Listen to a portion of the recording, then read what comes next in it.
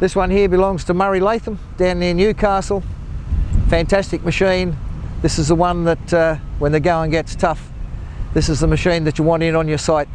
And the last part of the project is to remove around about 500 or 600 sheet piles that they put in earlier on in the project. This machine's spec'd out pretty good. When you sit back and have a think about it, it's got naturally aspirated Isuzu. It runs about a 150 horsepower engine. She's running good decent pumps and decent final drives. She's got Parker spool valves on it. It's a 21 tonne upper carriage. Each one of those side spud pontoons that you see on the side here, they run about 2.5 tonne each. But when you put the undercarriage on, which is the main pontoons there, which incorporates the tracks, we set that machine in the water as it sits there. We're running around about 42 tonne all up. Well, it's not too bad when you consider you've got 42 tonne of displacement sitting there in the middle of a lake. It's not too bad.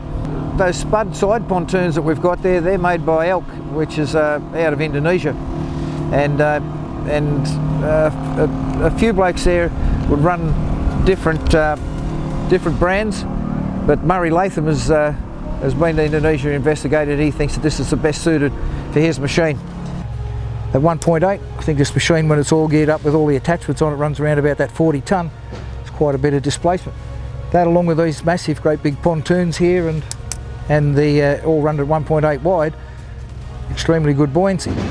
Trouble is with this one here is that this one is on the other scale of the He King from Floating Excavators in Queensland, where this big baby here is the one that gets out into the deeper water and does all the hard work.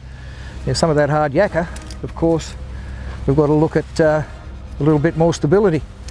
You see here, bolt-on flotation tanks, which are on the side here, and when we get into the water a bit, you'll be able to witness how the spuds on this machine actually anchor it into the ground so that it can work into around about that 4 metres of water.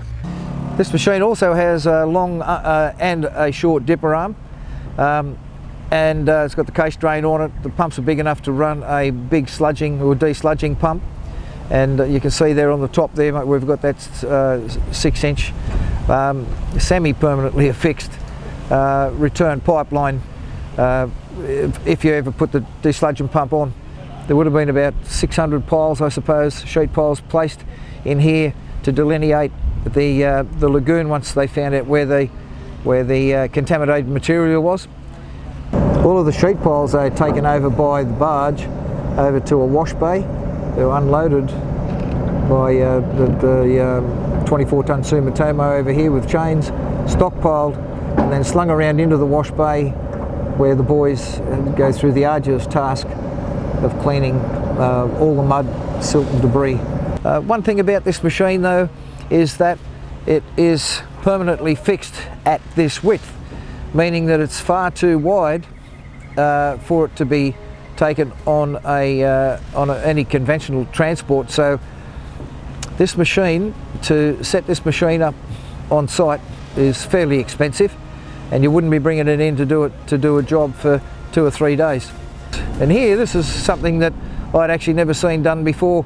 Sheet piling, conventional methods of course, but definitely not with a floating excavator perched with its bums firmly smack bang in the middle of a lake up on the north coast of New South Wales.